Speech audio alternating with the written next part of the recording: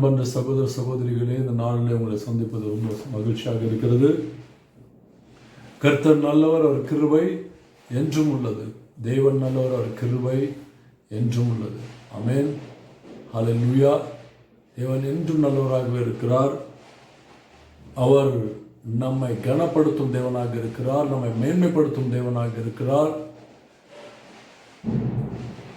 எல்லா விதமான ஆவிக்குரிய ஆசீர்வாதங்களை கிறிஸ்துவுக்குள் நமக்கு தந்தருள்ள தேவன் அவர்.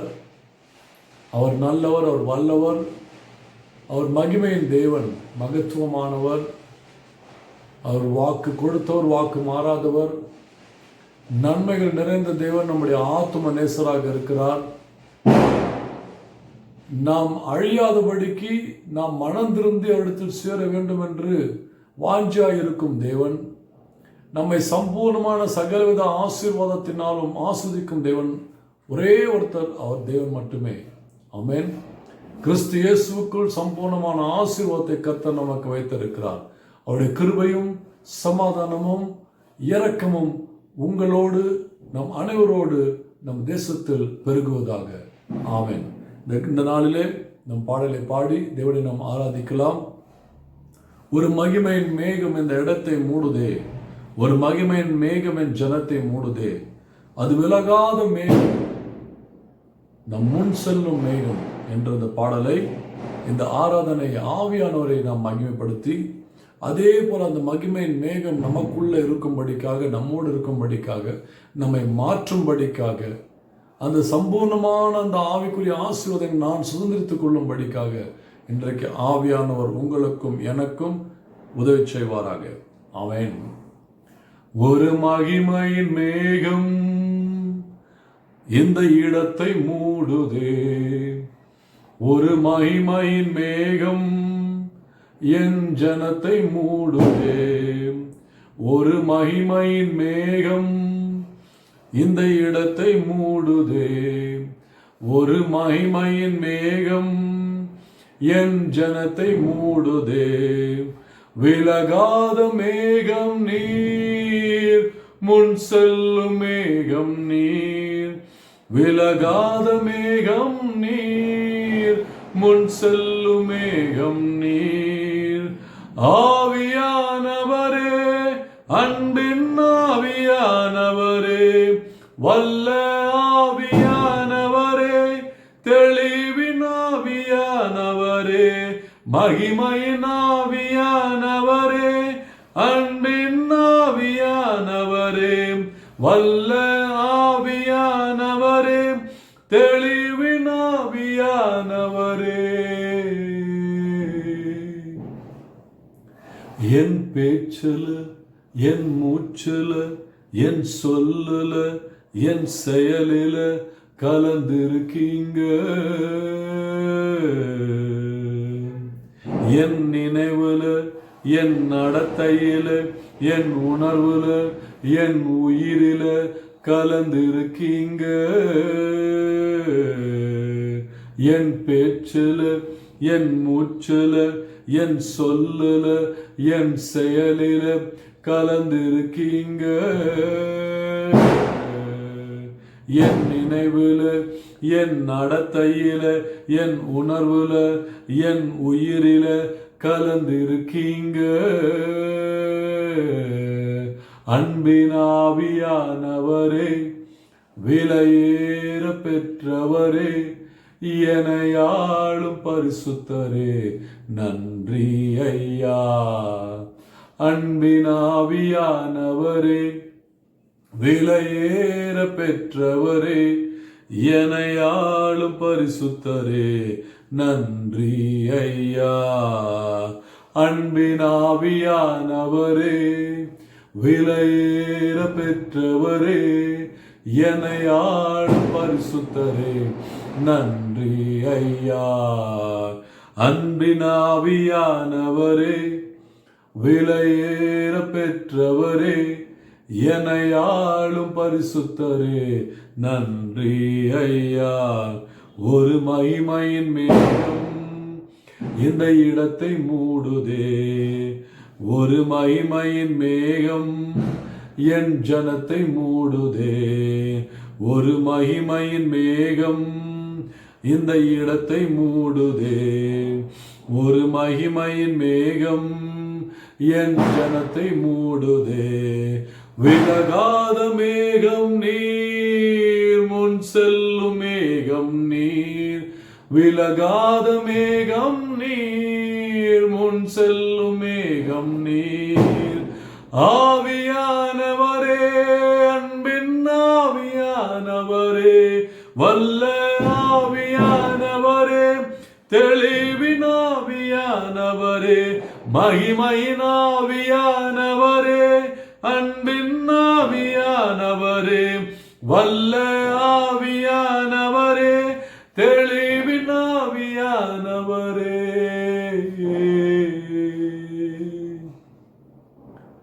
ஓ அல்லேலூயா. ஒரு மகிமையின் மேகம் இந்த இடத்தை மூடுதே. ஒரு மகிமையின் மேகம் என் ஜனத்தை மூடுதே. ஒரு மகிமையின் மேகம் இந்த இடத்தை மூடுதே.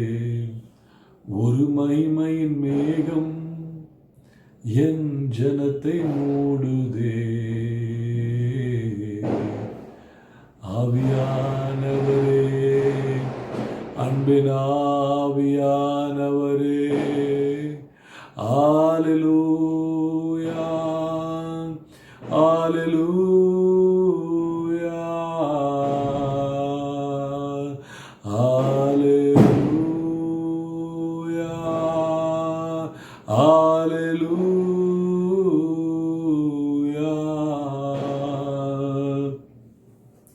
Hallelujah, Hallelujah,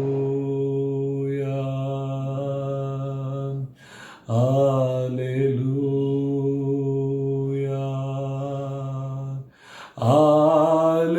Hallelujah,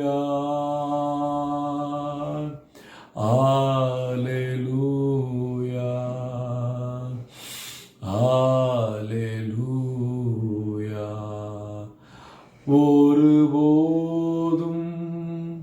கைவிடார், ஒரு நாளும் விலகிடார். ஒருபோதும் கைவிடார், ஒரு நாளும் விலகிடார். ஒரு தாய் தேற்றுவது போல் என் நேசர் தேற்றுவார். ஒரு தாய் தேற்றுவது போல் என் நேசர் தேற்றுவார். மார்போடு அணைப்பாரே, மனக்கவலைகள் தீர்ப்பாரே. மார்போடு அணைப்பாரே, மனக்கவலைகள் தீர்ப்பாரே.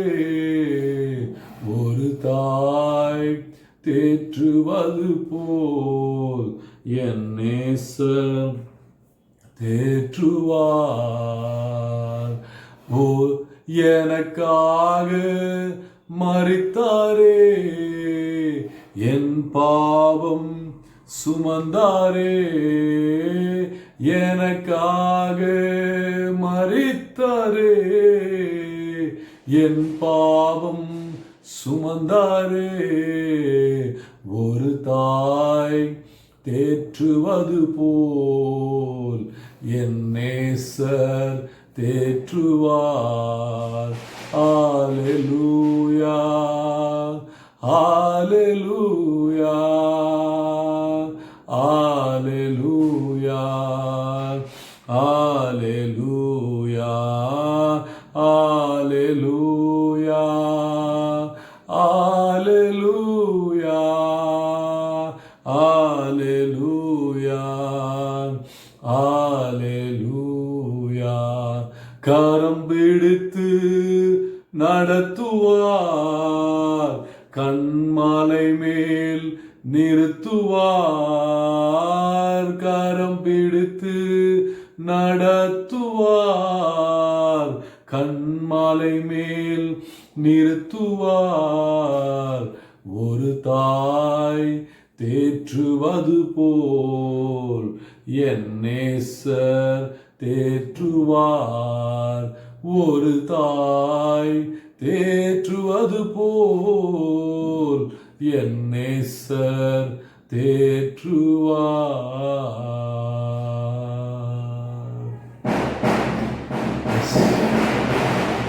ஒரு தாய் தேற்றுவதைப் போல நம்மை தேற்றும் தேவன் ஒருவர் உண்டு. நமக்காக மரித்தவர், நம் பாவங்களை சுமந்தவர். எவ்வளவு பாக்கியம்! என்னை பெயர் சொல்லி அழைத்தவர், தாயின் கருவில் உருவாகுவதற்கு முன்பாகவே உங்களையும் என்னையும் நம்மையும் அறிந்து கொண்டவர் அவர். இந்த உலகம் தோற்றுவதற்கு முன்பாகவே நம்மை முன்குறித்தவர் அவர். அவர் நாமம் சர்வ வல்லமை உள்ள நாமம். தேவன் தாமே உங்களை ஆசீர்வதிப்பார். இன்றைக்கும் கர்த்தருடைய வார்த்தையை கவனிக்கலாம். எபேசியர் 1:1-14 வாசிப்பதை கேட்கலாம். தேவனுடைய சித்தத்தினாலே இயேசு கிறிஸ்துவுடைய அப்போஸ்தலனாகிய பவுல் எபேசுவிலே கிறிஸ்து இயேசுவுக்குள் விசுவாசிகளாய் இருக்கிற பரிசுத்தவான்களுக்கு எழுதுகிறதாவது, நம்முடைய பிதாவாக தேவனாலும் கர்த்தராக இயேசு கிறிஸ்துவினாலும் உங்களுக்கு கிருபையும் சமாதானம் உண்டாகுவதாக. ஆமேன். நம்முடைய கர்த்தராக இயேசு கிறிஸ்துவின் பிதாவாகிய தேவனுக்கு ஸ்தோத்திரம். அவர் கிறிஸ்துவுக்குள் உன்னதங்களிலே ஆவிக்குரிய சகல ஆசீர்வாதத்தினாலும் நம்மை ஆசீர்வதித்திருக்கிறார். அல்லேலூயா. தமக்கு முன்பாக நாம் அன்பில் பரிசுத்தமுள்ளவர்களும் குற்றமில்லாதவர்களாக இருப்பதற்கு அவர் உலகம் தோற்றுவதற்கு முன்பாகவே கிறிஸ்துவுக்குள் நம்மை தெரிந்து கொண்டபடியே பிரியமானவர்களுக்குள் தாம் நமக்கு தந்துள்ள தம்முடைய கிருபையின் மகிமைக்கு புகழ்ச்சியாக தம்முடைய தயவுள்ள சித்தத்தின்படியே நம்மை இயேசு கிறிஸ்து மூலமாய் தமக்கு சுவிகார புத்திராகும்படி முன் குறித்திருக்கிறார். அவருடைய கிருபையின் ஐஸ்வர்யத்தின்படியே இவருடைய இரத்தத்தினாலே பாவ மன்னிப்பாகிய மீட்பை இவருக்குள் நமக்கு உண்டாயிருக்கிறது. அல்லேலூயா. அந்த கிருபையை அவர் சகல ஞானத்தோடும் புத்தியோடும் எங்களிடத்தில் பெருக பண்ணினார். ஆமேன்.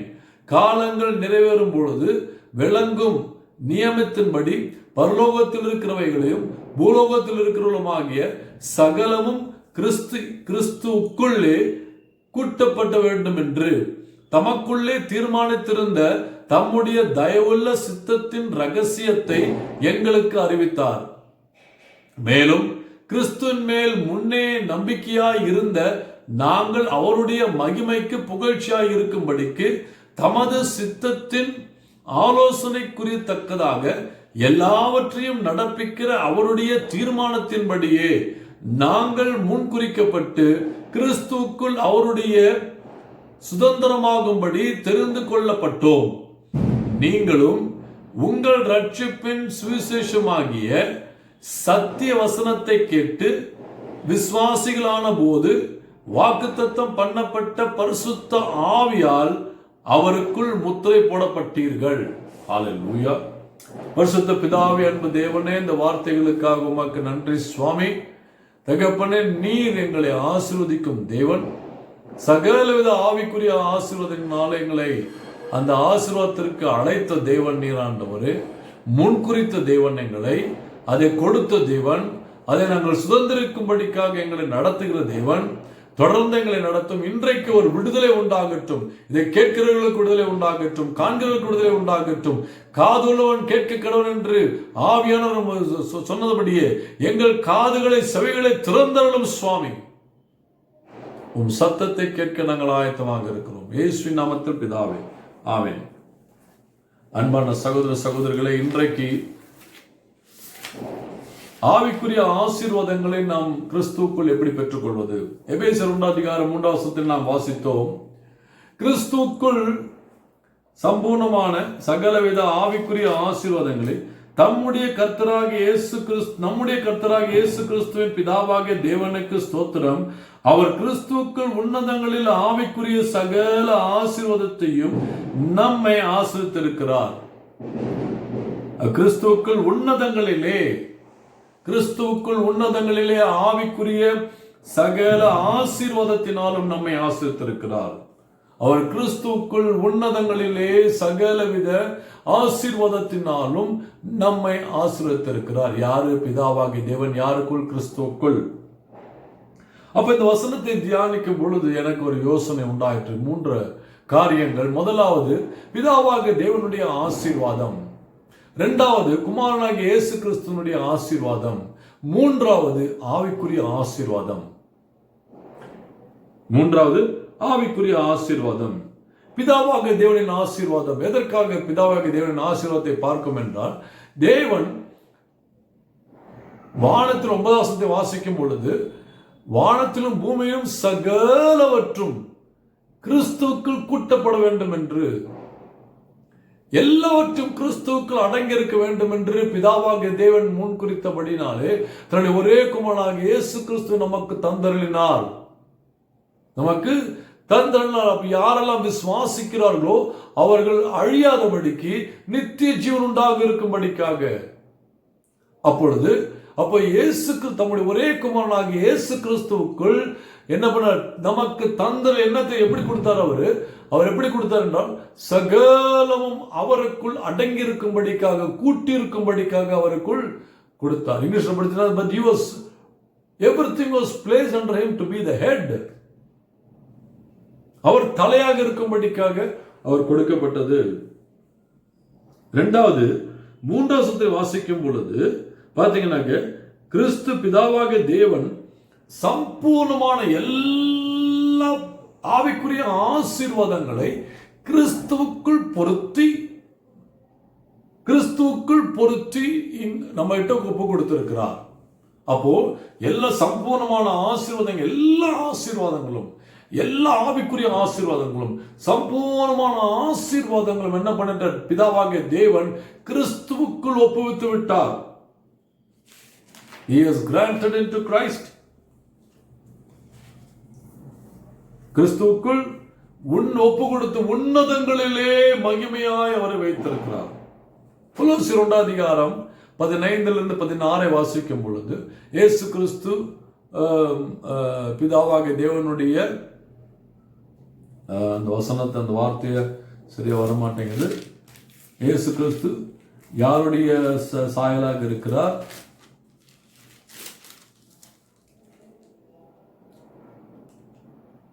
அவர் அதிரசனமான தேவனுடைய தற்ஸ்வரூபமும் சர்வ சிருஷ்டிக்கும் முந்தின பேருமானவர். கொலோசியர் 1வது அதிகாரம் 15 16 வாசிக்கும் பொழுது, ஏனென்றால் அவருக்குள் சகலம் சிருஷ்டிக்கப்பட்டது, பரலோகத்திலுள்ளவைகளும் பூலோகத்தில் உள்ளவைகளும் ஆகிய காணப்படுகிறவைகளும் காணப்படாதவைகளும் சகல வஸ்துக்களும், சிங்காசனங்களானாலும் கர்த்தத்துவங்களானாலும் துரைத்தலங்களானாலும் அதிகாரங்களானாலும் சகலமும் அவரை கொண்டும் அவருக்கென்றும் சிருஷ்டிக்கப்பட்டது. அவர் எல்லாவற்றிற்கும் முந்தினவர், எல்லாம் அவருக்குள் நிலை நிற்கிறது. அவரே சபையாக சரீரத்திற்கு தலைவரானார், எல்லாவற்றிலும் முதல்வராகும்படிக்கு அவரே ஆதியும் மரித்தோரிலிருந்து எழுந்த முதல் பேரானவர். சகல பரிபூர்ணமும் அவருக்குள்ளே வாசமாயிருக்கிறது. அவர் சிலுவையிலே சிந்தின இரத்தத்தினாலே சமாதானத்தை உண்டாக்க பண்ணி பரலோகத்திலவைகள் யாவையும் அவர் மூலியமாக தமக்கு ஒப்புரவாக்க கொள்ளும்படிக்காக அவருக்கு பிரியமாயிற்று. இங்க பாருங்க,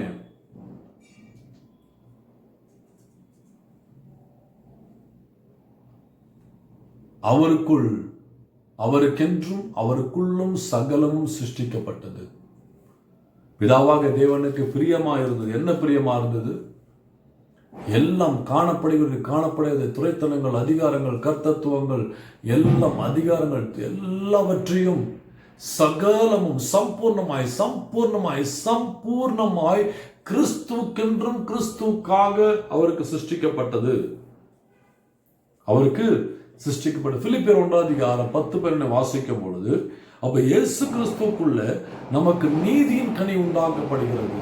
தேவன் இயேசு கிறிஸ்துவுக்குள்ள சகலவித நீதியை ஒப்பு கொடுத்தபடினாலே, சகலவித நீதியை கிறிஸ்துவுக்குள்ள அவர் ஒப்புவித்து அந்த நீதியை நடப்பித்தபடினாலே, அந்த நீதியை வெளிப்படுத்தினபடினாலே, அப்போ நமக்கு என்ன கொடுத்திருக்கிறாரு? நமக்கு என்ன கொடுத்திருக்கிறார்? அவருக்குள் நமக்கு நீதியின் கனி உண்டாகும்படிக்காக நம்மை அழைத்திருக்கிறார். இந்த அழைத்திருக்கும் என்ன சொல்றாரு? ஆதலால் நீங்கள் பகுத்தறிவோடு இருந்து உங்களுக்கு நன்மை ஏது என்னவென்று நீங்கள் அறிந்து கொள்ளுங்கள். அது உங்களை பரிசுத்தமாகவும் குற்றமற்றலாகவும் இறுதி வரையில் கிறிஸ்து இயேசு வருகை மட்டும் நம்மை காத்துக்கொள்ளும். அப்போ நான் இங்கிலீஷ் வெர்ஷன்லேருந்து உங்களுக்கு டிரான்ஸ்லேட் பண்ணி சொல்கிறேன். நான் தமிழில் வேறு மாதிரியா இருக்கலாம், ஆனால் இங்கிலீஷ்லேருந்து நான் உங்களுக்கு டிரான்ஸ்லேட் பண்ணி சொல்கிறதுனால சில முக்கியமான வசனங்களை மட்டும்தான் நாம் பார்க்கிறோம். அநேக வசனங்கள் இருக்கிறது. இந்த வேதம் முழுவதுமே தேவனுடைய பிதாவாகிய தேவனுடைய அன்பை குறித்தும் ஆசீர்வாதங்களை குறித்தும் இயேசு கிறிஸ்துவினுடைய ஆளுகை குறித்தும் அதிகாரத்தை குறித்தும் அன்பை குறித்தும் பரிசுத்தாவை குறித்தும் குறிக்கப்பட்டிருக்கு. அதிலிருந்து சில பகுதியை மட்டும் உங்களுக்கு எடுத்து கொடுக்கிறேன். அப்போ அந்த நீதியின் கனியை நான் பெற்றுக்கொள்ளும் பொழுது அப்ப எனக்கு பகுத்தறிவுனாக்க தேவன் எனக்காக நியமித்தவைகளை அதை நான் அறிந்து கொள்ளும்படிக்காக, அதை அறிந்து கொண்டு நான் அது செயல்படும் பொழுது, நான் கீழ்ப்படியும் பொழுது என்னை நான் பரிசுத்தமாகவும் நான் சுத்தமாகவும் நான் குற்றமற்றவும் என்னைக்கு அதை காத்துக்கொள்ளும், என்னை அது காத்துக்கொள்ளும். ஆமென். அப்போ அடுத்தது அது மட்டுமல்ல, இங்கு பார்க்கிற எபேசியர் 1:21 வாசிக்கும் பொழுது, எபேசியர் 1:21 வாசிக்கும் பொழுது வேதம் கூறுகிறது, அவரை உன்னதங்களில் தம்முடைய வலது புறத்தில் உட்காரும்படி செய்து எல்லாவற்றையும் அவருடைய பாதங்களுக்கு கீழ்ப்படுத்தி எல்லாவற்றிலும் நிரப்புகிறவருடைய நிறைவாகிய சரீரமான சபைக்கு அவரை எல்லாவற்றிற்கும் மேலான தலையாக தந்தருளினார். பாருங்க, எல்லாவற்றையும் அவருடைய பாதங்களில் கீழ்ப்படுத்த வைத்தார். எல்லாவற்றையும் என்ன? வானத்திலும் பூமியிலும் காணப்படுகின்ற எல்லாவற்றையும், காணப்படுகிறவைகள் காணப்படாதவைகள், கர்த்தத்துவங்கள், அதிகாரங்கள், அதிகாரிகள் எல்லாவற்றையும் யாருக்கு பாதப்படியில் கீழ்ப்படுத்தப்பட்டது? இயேசு கிறிஸ்துவுக்கு பாதத்தில் பிதாவாகிய தேவன் கீழ்ப்படுத்தினார். Everything is committed under his feet. Hallelujah. நினைச்சு பாருங்க. நம்ம இப்ப சொல்றோம் அஞ்சு இப்படி நடக்குது அப்படின்னு கவலைப்படாதீங்க. இதெல்லாம் கர்த்தர் ஒரு காரணத்துக்காக கர்த்தர் வைத்திருக்கிறார். நடக்கிற சம்பவங்கள், நடக்கிற காரியங்கள் எல்லாமே ஒரு காரணத்திற்காக உண்டு. அதை குறித்து நாம் தியானிக்க வேண்டாம் இப்பொழுது.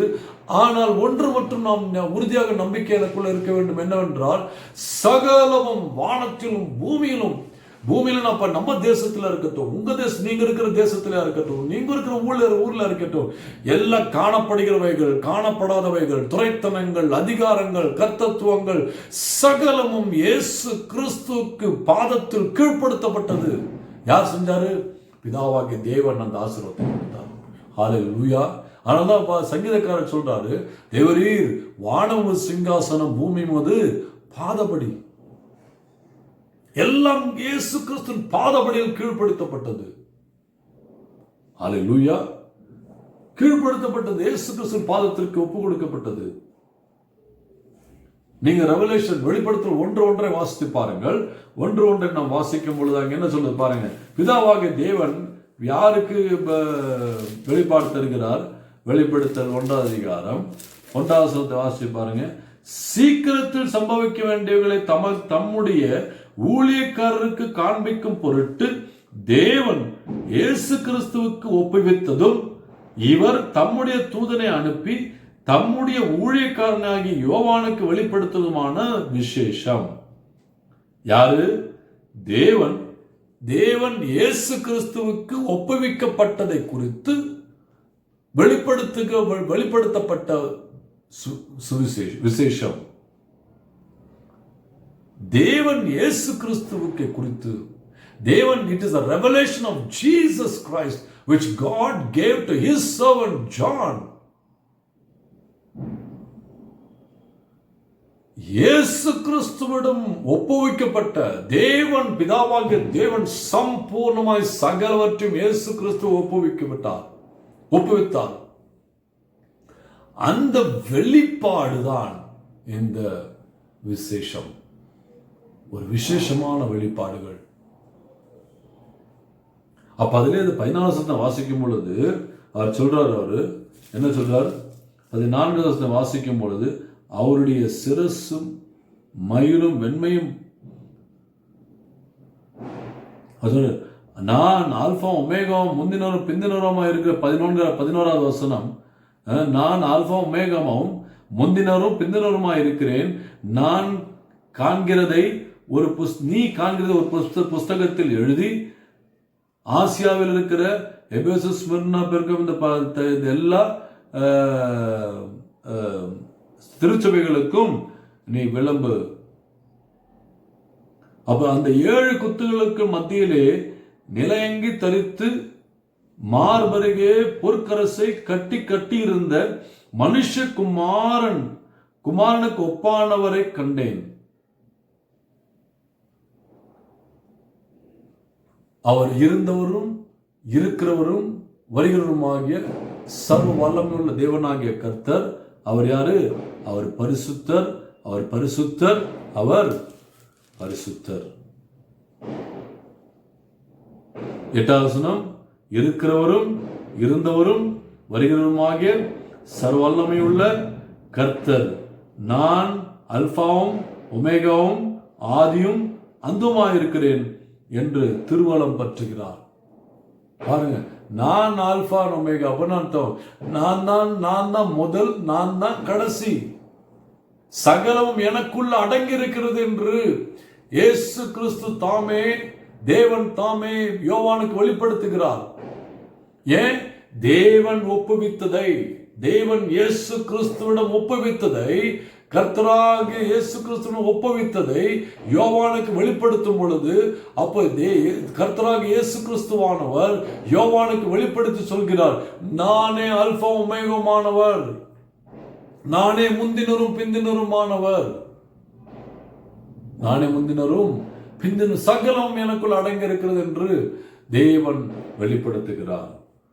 அன்பு சகோதர சகோதரிகளே, அப்போ பிதாவாகிய தேவன் இந்த உலகத்தில் உள்ள சம்பூர்ணமான எல்லாவற்றையும் கிறிஸ்துவுக்குள் வைத்திருக்கிறார். யாருக்குள் வைத்திருக்கிறார்? கர்த்தராகிய இயேசு கிறிஸ்துவுக்குள் வைத்திருக்கிறார். அப்ப அந்த பொக்கிஷத்தை யார் கொடுத்தாரா? நமக்கு தந்தருளினாரா? எவ்வளவு பாக்கியம் பாருங்க. ஆனால் யோவான் 3:16 எவ்வாறு கூறுகிறது?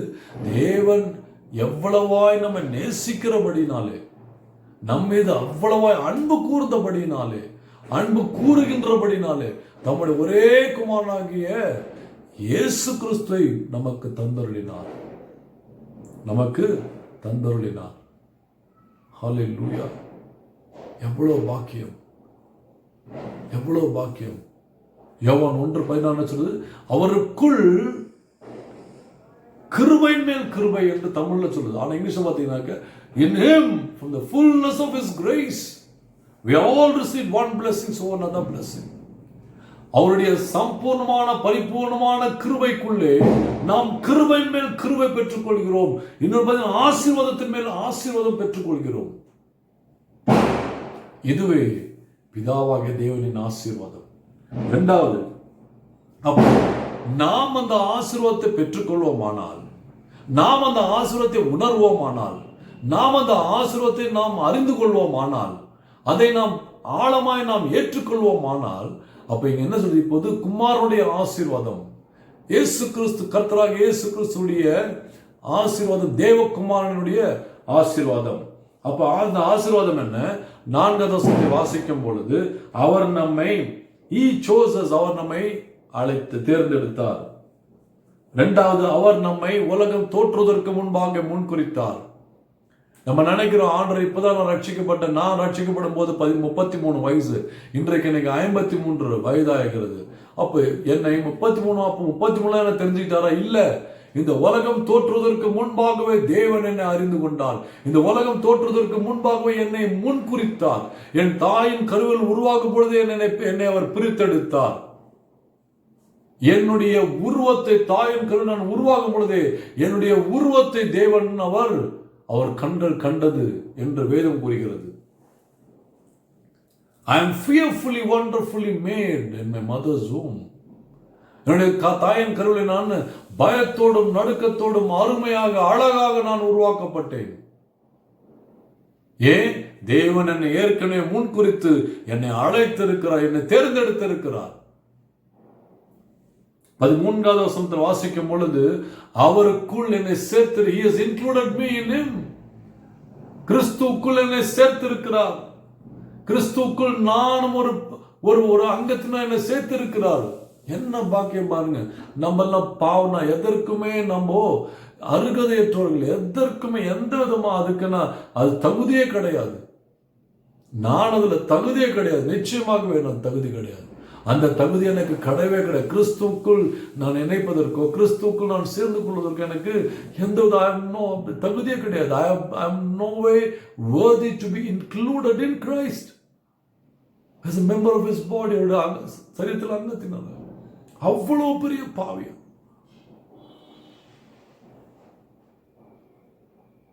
அவ்வளவு பாவியம். ஆனால் என்னை உலகம் தோற்றுவதற்கு முன்பாக குறித்திருக்கிறார் அறிந்திருக்கும் பொழுது எவ்வளவு மகிழ்ச்சி, எவ்வளவு சந்தோஷம், எவ்வளவு பெருமை எனக்கு.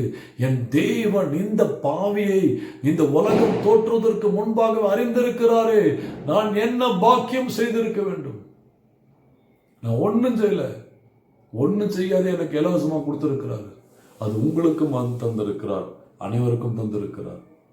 அடுத்ததாக அவருடைய மகிமையின் ஐஸ்வர்யத்தை நான் சுதந்திரித்துக் கொள்ளும்படிக்காக என்னை அழைத்திருக்கிறார். ஹல்லேலூயா. கிறிஸ்துவுக்குள் உண்டான அந்த மகிமையின் ஐஸ்வர்யத்தை நான் சுதந்திரிக்கும்படிக்காக என்னை அழைத்திருக்கிறார். கிறிஸ்துவுக்குள்ள மகிமையின் ஐஸ்வர்யம் நமக்கு தெரியுமா? அது என்றைக்காவது ஒரு நாள் நாம் தியானித்து பார்க்கலாம். கிறிஸ்துவின் மகிமையின் ஐஸ்வர்யம் நம் எந்த மனுஷனுடைய எண்ணங்கள் ஞானத்தை விட மனுஷன் நம்முடைய சிந்திக்க முடியாத ஐஸ்வர்யங்கள். அவர் மகிமையின் ஐஸ்வர்யத்தை நாம் சுதந்திரிக்கும்படிக்கு நம்மை அழைத்திருக்கிறார். 5வதாக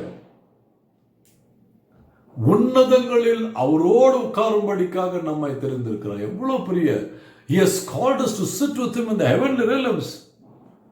2வது அதிகாரம் 4வது வசனத்தை வாசிக்கும் பொழுது உன்னதங்களிலே அவரோடு அமரும்படிக்காக நம்மை தெரிந்திருக்கிறார். என்னத்தை நம்ம செஞ்ச நம்ம அவருக்கு. ஆனா உண்மை அதுதான். அவரை நாம் விசுவாசிக்கும் பொழுது, அவரை நாம் கை கொள்ளும் பொழுது, அவர் வசனத்தை நான் தியானிக்கும் பொழுது, அவர் நான் பயபக்தியோடு எடுத்துக்கொள்ளும் பொழுது நான் முற்றிலும் எனக்கு என்ன உண்டு? உன்னதத்திலே கர்த்தராகிய இயேசு கிறிஸ்துவோடு உட்காரும்படிக்காக என்னை தகுதிப்படுத்தியிருக்கிறார். ஹல்லேலூயா. 2வது அதிகாரம் 13வது வசனம், 1வது அதிகாரம் 7வது வசனம் பார்க்கும் பொழுது அவர் இரத்தத்தினால் என்னை மீட்டுக் கொண்டார். அவர் இரத்தத்தினால் என்னுடைய சகல பாவங்களும் கழுவப்பட்டது. அவர் இரத்தத்தினால் நான் பாவத்தின் தோஷத்திலிருந்து விடுதலையாக்கப்பட்டேன். அவர் இரத்தத்தினால் நான் சாபத்திலிருந்து விடுதலையாக்கப்பட்டேன். அவர் இரத்தத்தினால் இந்த உலகத்துடைய இச்சையிலிருந்து நான் விடுதலையாக்கப்பட்டேன். அவர் இரத்தத்தினால் என் ஆவி, ஆத்மா, சரீரம் சுத்திகரிக்கப்பட்டு எனக்கு விடுதலை உண்டாக்கப்பட்டது. அவர் இரத்தத்தினால் எனக்கு பாவ மன்னிப்பு உண்டாயிற்று. அது மட்டுமல்ல, 3வது அதிகாரம் 12வது வசனத்தை வாசிக்கும் பொழுது நமக்கு சுதந்திரத்தையும் நமக்கு ஒரு தைரியத்தையும் கொடுத்திருக்கு. என்ன சுதந்திரம், தைரியம் தெரியுமா? நாம் பிதாவாக தேவனை தைரியமாக அணுகும்படிக்காக. என்ன நமக்கு அப்போ சாதாரணமான ஒரு மனுஷனாகிய நமக்கு நாம் பாவத்தை அறிக்கையிடாவிட்டால், நாம் மனம் திருந்தாவிட்டால், நாம் தேவனோடு நான் ஒப்புரவாகவிட்டால் எனக்கு எப்படி இருந்தாலும் எனக்கு இந்த பாக்கியம் உண்டாகும். என்ன பாக்கியத்தை தராரு? நாம் சுதந்திரமாக மட்டுமல்ல, நாம் தைரியமாக பிதாவாகிய தேவனை நான் அணுகும்படிக்காக என்னை தகுதிப்படுத்துகிறார். ஹல்லேலூயா. கிறிஸ்துவுக்குள் உண்டான ஆசீர்வாதம் எவ்வளவு பெரிய பாக்கியம் பாருங்க. ரோமர் 8வது அதிகாரம் 28, 29, 30 இந்த 3 வசனங்கள் நாம் என்னவரைக்கும் தெரிஞ்ச வசனம் தான்.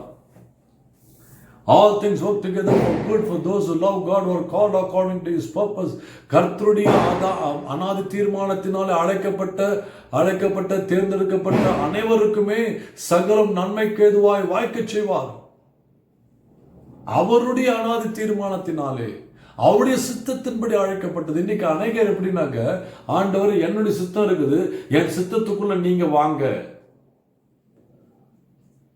கர்த்தரை நாம் சிறுமைப்படுத்துகிறோம். அநேகர் என்னுடைய சித்தம், நான் முடிவு எடுத்துட்டேன், என்னுடைய முடிவுக்கு நீங்க வாங்க ஆண்டவரே அப்படின்ற. ஆண்டவர் சொல்றாரு, உன் முடிவுக்கு நீ என்னை அழைத்தாயானால் உனக்கு அது நஷ்டம் உண்டாகும், அது உனக்கு வேதனை உண்டாகும், அது உனக்கு பாடுகள் உண்டாகும். ஆனால் என்னுடைய அனாதி தீர்மானத்தின்படியே நீர் என்னிடத்தில் வருவாயானால், நீ அழைக்கப்பட்டபடியே உனக்கு சகலம் நன்மையாய் வாய்க்க கர்த்தர் செய்வார். We make God too small. We make Christ small. Actually, we are small. He is big. நாம் சிறுமைப்பட்டிருக்கிறோம், அவர் பெரியவராக இருக்கிறார். அவருடைய நிழலில் நான் தங்கி இருக்கிறோம். We have taken refuge in His shadow. அவருடைய நிழலில் நாம் தங்கி இருக்கிறோம். அவர் என்ன அல்ல.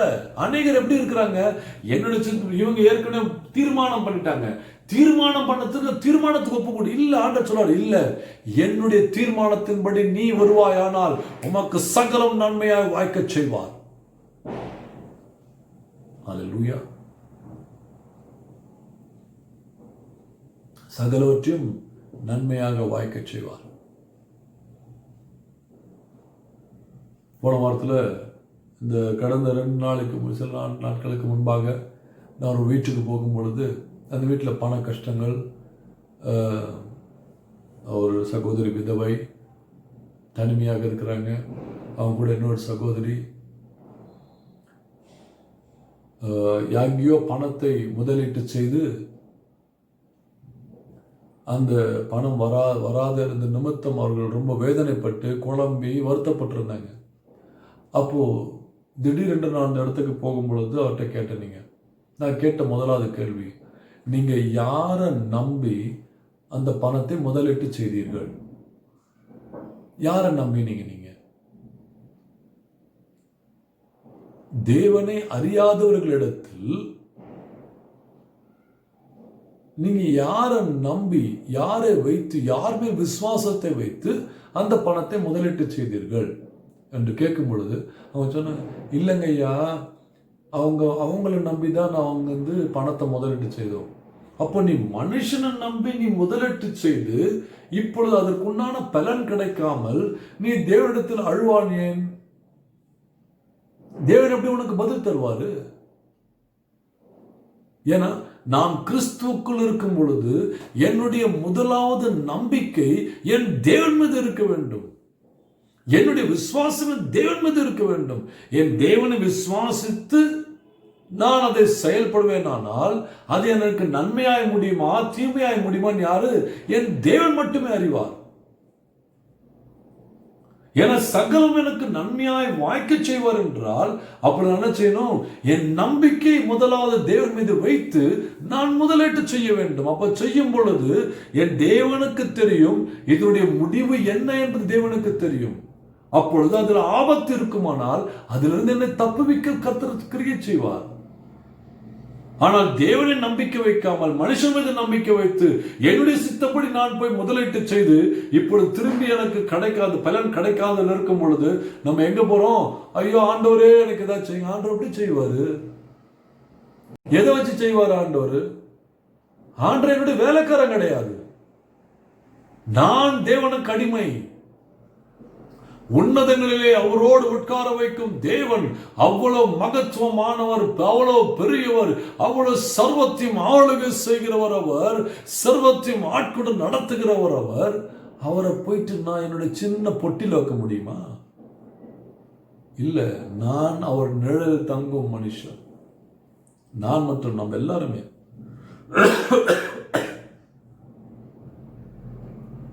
அப்ப சகலம் எனக்கு வாய்க்க செய்ய வேண்டும் என்றால் என் தேவனுடைய சித்தப்படி நான் ஒப்பு கொடுக்க வேண்டும்.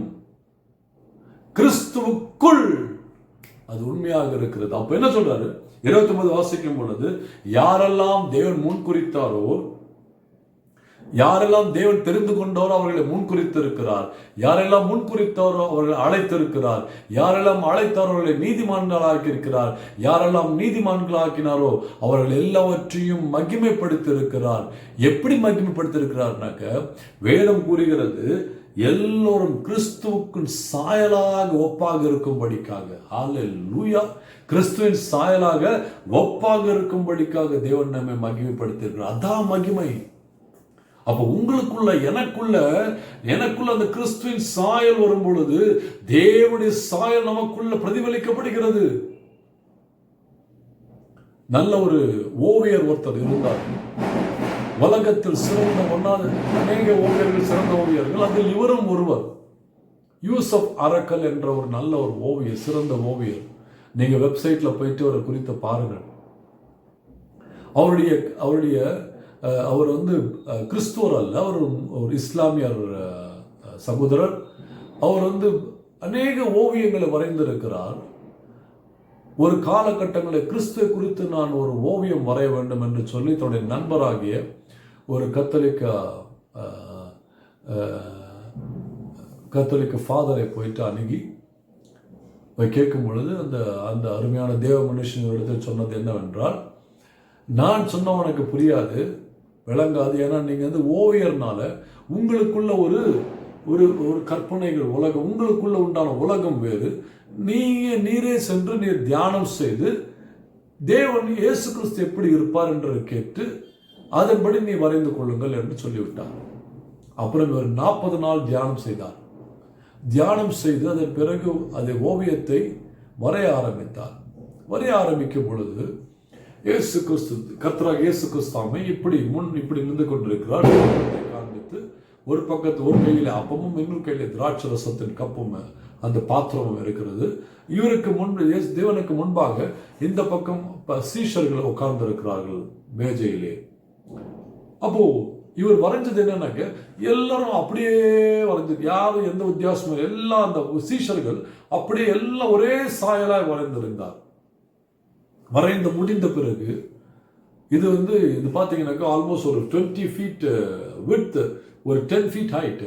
அவ்வளோ பெரிய டிராயிங், அவ்வளோ பெரிய விலையேற பெற்ற பெயிண்டிங் அது.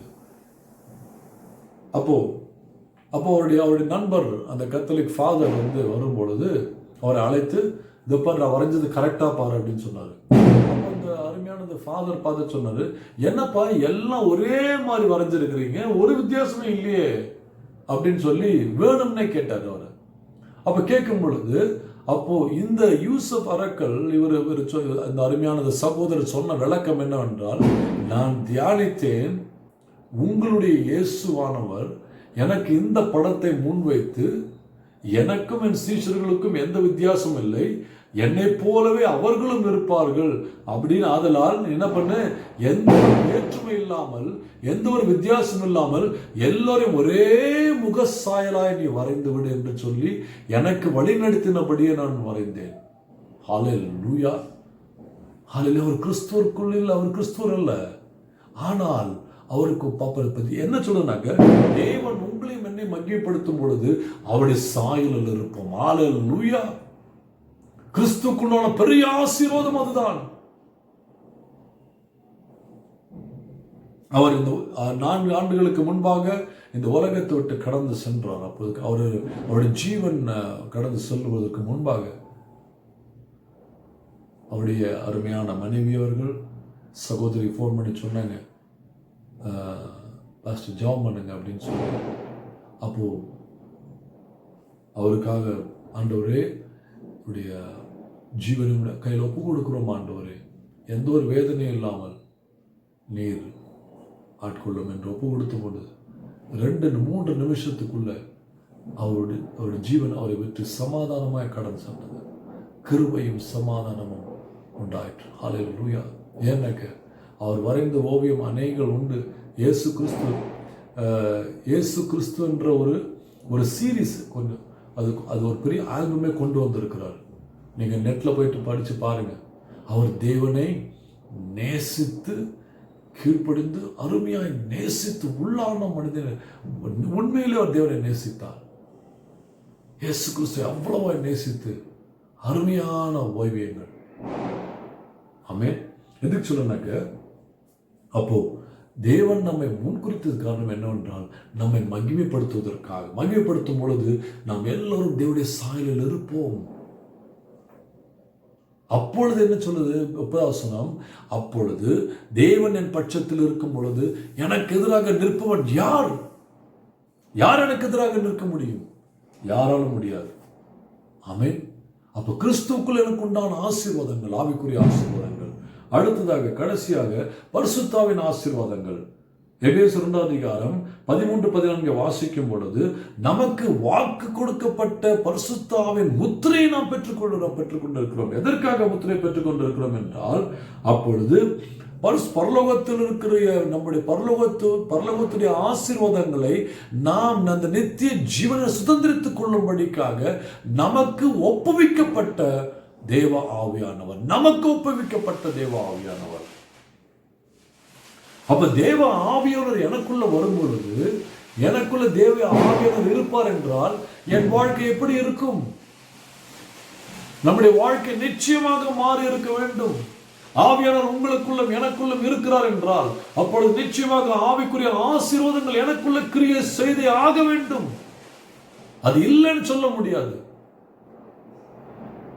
முதலாவது ஆவிக்குரிய ஆசீர்வாதங்கள் ஞானத்தின் ஆசீர்வாதம். ஞானத்தின் ஆவியினாலும், தெளிந்த புத்தியின் ஆவியினாலும், அறிவின் ஆவியினாலும், ஆலோசனையின் ஆவியினாலும், பலத்தின் ஆவியினாலும், கர்த்தருக்கு பயப்படுகின்ற பயத்தின் ஆவியினாலும், அது தேவன் பிரியமாக இருக்கிறார். அதுக்கப்புறம் என்ன? அதுக்கப்புறம் பார்த்தீங்கன்னாக்க பகுத்தறிவின் ஆவியினாலும் ஆவியானவர் நம்மை முதலாவது நிரப்புகிறார். இந்த இதெல்லாம் நமக்கு தேவை. ஞானம் நமக்கு தேவை. ஞானம் நமக்கு இருக்கும்போது நமக்கு அறிவு வந்திருக்கும். நமக்கு ஞானம் இருக்கும்போது அறிவு இருக்கும். அறிவு இருக்கும்போது தெளிந்த புத்தி இருக்கும். தெளிந்த புத்தி இருக்கும் பொழுது எனக்கு ஆலோசனை இருக்கும். ஆலோசனை இருக்கும் போது எனக்கு வல்லமை இருக்கும். வல்லமை இருக்கும் பொழுது நான் கர்த்தருக்கு நிச்சயமாக பயப்படுவேன். நான் கர்த்தருக்கு பயப்படும் பொழுது எனக்கு பகுத்தறிவு உண்டாயிருக்கும். இது ஆவி பரிசுத்தாவின் ஆசீர்வாதங்கள். ஏசாயா 11:1-3 வரை வாசிக்கிறோம். அதே எபேசியர் 1:17 வாசிக்கும் பொழுதும் 1:10 வாசிக்கும் பொழுதும் நமக்கு ஞானத்தினாலும் அறிவினாலும், நமக்கு ஞானத்தினாலும் வெளிப்படுத்தினாலும், வெளிப்படுத்தின ஆவி. என்ன வெளிப்படுத்தின ஆவி? தேவன் யார் என்று அறிகின்ற வெளிப்படுத்தின ஆவி நமக்கு உண்டு. நமக்கு ஆவியானவர் தருகிறார். தேவன் தருகிறார். நம்முடைய தேவன் யார் என்று நாம் அறிந்து கொள்ள வேண்டும். நம் தேவன் யார் என்று புரிந்து கொள்ள வேண்டும். நம்ம ருசித்து பார்க்க வேண்டும். நாம் அதற்கு அனுபவிக்க வேண்டும். அதற்கு ஆவியானவர் இல்லாவிட்டால் நான் ஒண்ணும் பண்ண முடியாது. அப்போ ஆவியானவர் எனக்குள்ள நமக்குள்ள நிரப்பப்படும் பொழுது எனக்கு என்ன உண்டாகும்? தேவன் யார் என்ற வெளிப்பாடு நமக்குள்ள உண்டாகும். யாக்கோபு 3:17-18 வாசிக்கும் பொழுது பரத்திலிருந்து வருகின்ற ஞானமானது அது சமாதானமும் இரக்கமும் அதெல்லாம் தாழ்மையும் அதெல்லாம் போட்டிருக்கிறதுல. நீங்க வாசிச்சு பாருங்க, டைம் இல்லாதனால.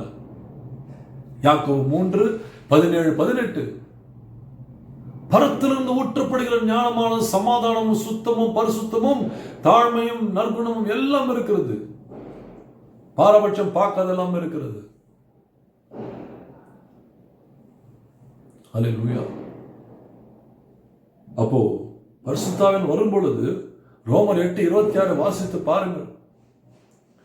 நான் பலவீனப்பட்டு நான் ஆவிக்குரிய வாழ்க்கையிலே நான் சோர்ந்து இருக்கும் பொழுது, நான் பலவீனப்பட்டு இருக்கும் பொழுது, நான் எப்படி ஜெபிக்கணும் என்று தெரியாது இருக்கும் பொழுது ஆவியானவர் தாமே, நான் ஆவியானவரை நான் எனக்குள்ள ஆசீர்வாதங்களை பெற்றிருப்பேன். ஆனால் ஆவியானவர் எனக்குள்ள இருந்து நான் எப்படி ஜெபிக்க வேண்டும், எவ்வாறு ஜெபிக்க வேண்டும், நான் எப்படிப்பட்ட ஜெபங்களை ஏறெடுக்க வேண்டும் என்பதை அவர் எனக்கு கற்றுத்தருவார். என் இருதயங்களை ஆராய்ந்து பார்க்கும் ஆவியானவர். உங்களுக்குள்ள எப்படி ஆராய்ந்து பார்க்கிறார்? நம்மை ஆராய்ந்து பார்க்கும் ஆவியானவர். ஆவியானவருக்கு இடம் கொடுத்து பாருங்க. நம்ம இருதயத்தை, உங்களுடைய இருதயத்தை ஆராய்ந்து பார்க்கும்படிக்காக நமக்குள்ள அநேக அசுத்தமான காரியங்கள் வெளியே போகும். நாம் மனம் திருந்துவோம். தேவனிடத்தில் சேருவோம்.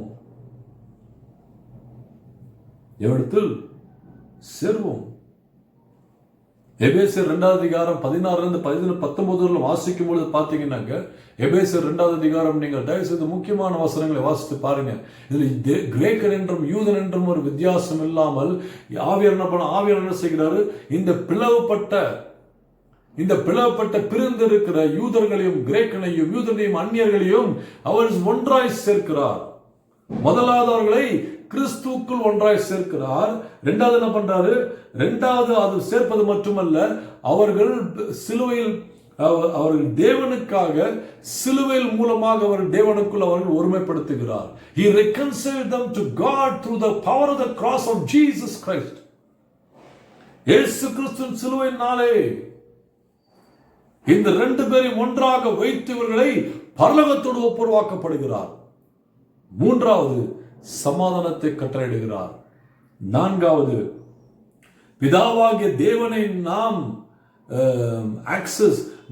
சேரும்படிக்க பிதாவாகிய தேவனை நாம் நோக்கி கூப்பிடும்படிக்காக, அவர் கிட்டி சேரும்படிக்காக, அவர் கிட்டி நோக்கி கூப்பிடும்படிக்காக பரிசுத்த ஆவியானவர் என்னை தகுதிப்படுத்துகிறார். அடுத்தது தேவ மக்களாக, தேவ ஜனங்களாக நம்மை மாற்றுகிறார்.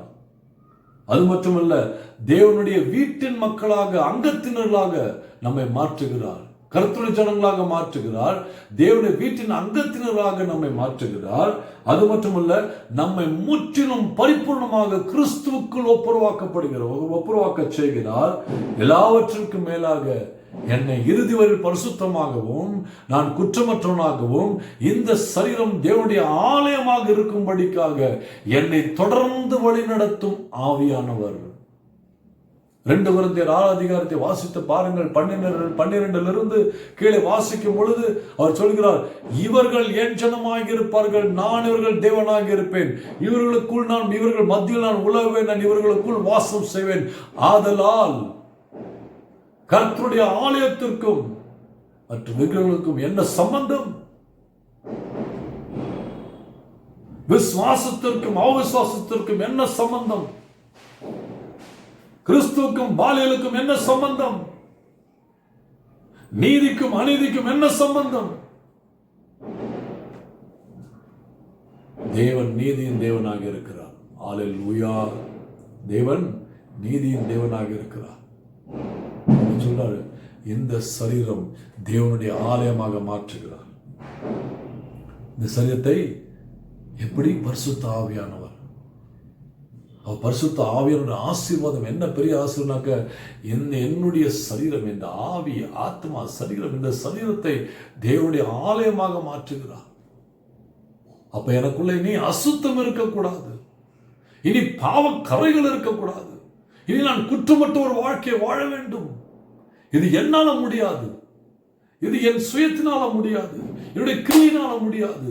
நான் இந்த திரியேக தேவனை ஏற்றுக்கொள்ளும் பொழுது, இந்த ஆவிக்குரிய ஆசீர்வாதங்களை நான் பரிபூர்ணமாக எனக்குள் நான் பெற்றுக்கொள்ளும் பொழுது நிச்சயமாகவே சொல்லலாம், நான் உன்னதத்தில் இயேசு கிறிஸ்துவோடு, கர்த்தராக இயேசு கிறிஸ்துவோடு இருந்து நானும் உட்காரும்படிக்காக கர்த்தர் என்னை தகுதிப்படுத்துவார். அன்பு சகோதரர்களே, அடுத்த வாரம் நாம் காணப்போகிறோம். அப்போ உன்னதத்திலிருந்து இந்த ஆவியை நான் பெற்றுக்கொள்ளும் பொழுது என் வாழ்க்கை எப்படி மாறும்? என் வாழ்க்கை எப்படி மாறும்? உங்கள் வாழ்க்கை எப்படி இருக்குது நீங்கள் யோசிச்சு பாருங்க. நம்ம எல்லாருடைய வாழ்க்கையெல்லாம் உடைக்கப்பட்ட வாழ்க்கை, சின்ன பின்னமான வாழ்க்கை, அழுக்கான வாழ்க்கை, கந்தையான வாழ்க்கை, நாற்றம் பிடித்து துர்நாற்றம் உள்ள வாழ்க்கை தான் நம்ம எல்லா ஒரு காலத்தில் வாழ்ந்திருந்தோம். ஆனால் உலகம் தோற்றுவதற்கு முன்பாகவே அவர் உங்களையும் என்னையும் எல்லோரையும் அவர் அழைத்திருக்கிறார். திருந்தவர் நம்மை கைவிட மாட்டார். ஆனால் நாம தான் எங்க இருக்கிறோம்? நம்ம எவ்வளவு தூரம் போயிட்டோம்? எவ்வளவு தூரம் நான் போயிட்டேன்? நான் தேவனை விட்டு எவ்வளவு தூரம் போயிட்டேன்? இன்றைக்கு மனம் திருந்தலாம், நாம் கிட்டி சேருவோம். ஆவிக்குரிய ஆசீர்வாதங்களை தேவன் கிறிஸ்துவுக்குள் நமக்குள் வைத்திருக்கிற ஆவிக்குரிய ஆசீர்வாதங்களை நாம் அனுபவிக்க ஆரம்பிப்போம். அவருக்காக வாழ்வோம். நமக்கு எல்லாவற்றையும் நன்மையாக செய்து முடிக்க வல்லவராக இருக்கிறார் அவர். அது உங்களுக்கும் உண்டாகும், எனக்கும் உண்டாகும். இந்த தேசம் ரட்சிக்கப்படும். இந்த தேசத்தில் இருக்க எல்லா துறைத்தனங்களும், எல்லா அதிகாரங்களும், எல்லா கர்த்தத்துவங்களும், எல்லா சம்பூர்ணமான சகலமும் அவர் பாதப்படியில் இருக்கிறது. அவர் பாதப்படியில் இருக்கிறது. உன்னதமானவருடைய பாதப்படியில் இருக்கிறது. உயரமும் உன்னதமான சிங்காசனத்தில் வீற்றிருக்கும் கர்த்தராக இயேசு கிறிஸ்துவின் பாதப்படியில் இருக்கிறது. கவலைப்படாதீங்க, தைரியமாயிருங்கள். நாம் பிதாவாக தேவனுக்கு ஆக்சஸ் பண்ணும்படிக்காக அவருடைய கிட்டி சேர ஆவியானவர் உங்களுக்கு உதவி செய்வார். ஆனால் கர்த்தராக இயேசு கிறிஸ்துவ வாழ்க்கையில் எவ்வளவு எங்க இருக்கிறார் யோசிச்சு பாருங்க. சொல்லுங்க. அன்பினாவியானவரே, விலையேற பெற்றவரே, என்னையாளும் பரிசுத்தரே, நன்றி ஐயா. அன்பினாவியானவரே, விலையேற பெற்றவரே, என்னையாளும் பரிசுத்தரே, நன்றி ஐயா. ஒரு மகிமையின் மேகம் இந்த ஜனத்தை மூடுதே. ஒரு மகிமையின் மேகம் இந்த இடத்தை மூடுதே. ஒரு மகிமையின் மேகம் இந்த ஜனத்தை மூடுதே. விலகாத மேகம் நீர், முன் செல்லும் மேகம் நீர். விலகாத மேகம் நீர், முன் செல்லும் மேகம் நீர். ஆவியானவரே, அன்பின் ஆவியானவரே, வல்ல ஆவியானவரே, மகிமையின் ஆவியானவரே, வல்ல ஆவியானவரே, மகிமையின் ஆவியானவரே. அன்பின் ஆவியானவரே, உங்களுடைய பிள்ளைகளை ஆசீர்வதிங்க. சம்பூர்ணமான சகலவிதமான ஆவிக்குரிய ஆசீர்வாதங்கள் என்னுடைய வாழ்க்கையில் உண்டாகட்டும், குடும்பத்தில் உண்டாகட்டும், தகப்பனை திருச்சபையில் உண்டாகட்டும், எங்க தேசத்தில் உண்டாகட்டும். சுவாமி ரட்சியும் ஆண்டவரே. ஒரு விசை மனம் இறங்கி சகலவற்றை மீட்டுக்கொள்ளும் ஆண்டவரே. ஒரு விசை மனம் இறங்கும் ஆவியை ஊற்றும். கல்லான இருதயங்கள் உடைக்கப்படுவதாக. கல்லான இதயங்கள் உடைக்கப்பட்ட ஆண்டவரே, சதையுள்ள இருதயத்தை வைத்து ஆண்டவரே உம்மை வெளிப்படுத்தும் சுவாமி, உம்மை வெளிப்படுத்தும். கிறிஸ்துவுக்குள் எங்களுக்கு உன்னதத்திலிருந்து வைக்கப்பட்டிருக்கிற சம்பூர்ணமான ஆவிக்குரிய ஆசீர்வாதங்கள் உம்முடைய பிள்ளைகள் தவறாமல் பெற்றுக்கொள்ளும்படிக்காக கர்த்தாவே நீர் செய்யும் சுவாமி, நீர் செய்யும் ஆண்டவரே, நீர் செய்யும். உம்மை வேதனைப்படுத்தி விட்டோம், துன்பப்படுத்திட்டோம், துக்கிவிட்டோம், பாவம் செய்து விட்டோம். எங்களை மன்னியும், எங்களை மன்னியும் சுவாமி, எங்களை மன்னியும். எங்களை ஏற்றுக்கொள்ளும். இந்த கொடுக்கப்பட்ட வசனங்கள் நீர் கொடுத்து, இந்த வசனங்கள் ஆண்டவரே எங்களை பலப்படுத்தட்டும். இன்றைக்கு ஆண்டவரே பரலோகத்தோடு ஒப்புரவாக்க செய்யும். எங்களை ஆசீர்வதியும். இதை கேட்கிற ஒவ்வொரு குடும்பத்தையும் ஆசீர்வதிங்க. எல்லா கட்டுகள் அறுக்கப்படட்டும். இந்த குடும்பத்தில் இருக்கிற எல்லா நுகத்தடிகள் உடைக்கப்படட்டும். இந்த குடும்பத்தில் இருக்கிற தடைகள் உடைக்கப்படட்டும். சாபங்கள் அழிந்து போகட்டும். ஆசீர்வாதம் உண்டாகட்டும். பாவங்கள் ஒழிந்து போகட்டும். பாவ மன்னிப்பு உண்டாக்கப்பட்டு பரிசுத்தமாக்கப்படட்டும். ஒவ்வொருடைய சரீரம் தேவனுடைய ஆலயம். அப்படியாகவே நடக்கட்டும். ஆவியானவரே நீர் ஆட்கொள்ளும். பரிசுத்தவின் முத்திரையை இனி இழக்காதபடிக்கு, பரிசுத்தவின் கிருபையை இனி இழக்காதபடிக்கு, அந்த பொக்கிஷத்தை நீ இழக்காதபடிக்கு உண்மையே பற்றி கொள்ளட்டும். ஆட்கொண்டு வழிநடத்தும் சுவாமி, உங்களை ஆசீர்வதியும். இயேசுவின் நாமத்தினால் பிதாவே, ஆமென். என் ஆத்துமாவே கர்த்தரை ஸ்தோத்திரி. என் முழு உள்ளமே பரிசுத்த நாமத்தை ஸ்தோத்திரி. என் ஆத்துமாவே கர்த்தரை ஸ்தோத்திரி. கர்த்தர் செய்த சகல உபகாரங்களையும் என்று மறவாதே. ஆமென். பிதாவாக தேவனின் ஆசீர்வாதமும், குமாரனாக இயேசு கிறிஸ்துவின் ஆசீர்வாதமும், பரிசுத்த ஆவியின் ஆசீர்வாதமும் உங்களுக்குள் நிரம்பி சம்பூர்ணமாய் இது முதற்கொண்டு கிறிஸ்து வருகை மற்றும் காத்து ரட்சிப்பதாக. ஆமென், ஆமென், ஆமென். God bless you richly.